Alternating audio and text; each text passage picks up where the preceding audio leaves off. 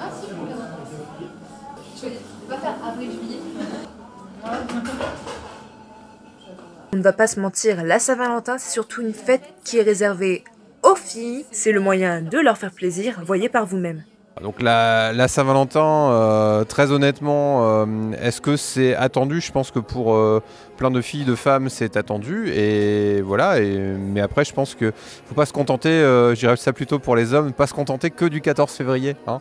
On sait très bien que dans les traditions, avec les règles de galanterie, etc., la fille sera beaucoup plus motivée à l'idée d'avoir des fleurs, des chocolats, des cadeaux, et un peu moins son copain.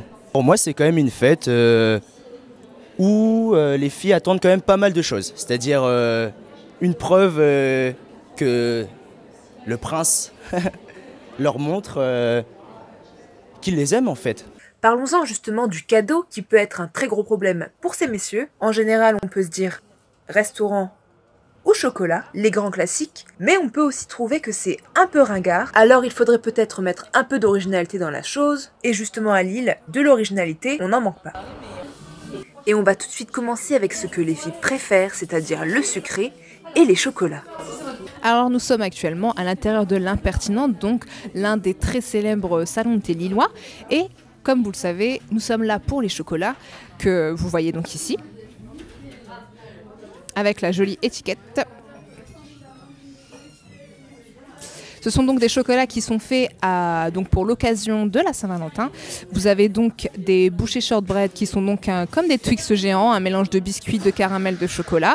Vous avez les cœurs pralinés, vous avez aussi des chocolats à la nougatine et encore des rochers croustillants. Ah oui, alors je l'ai dit.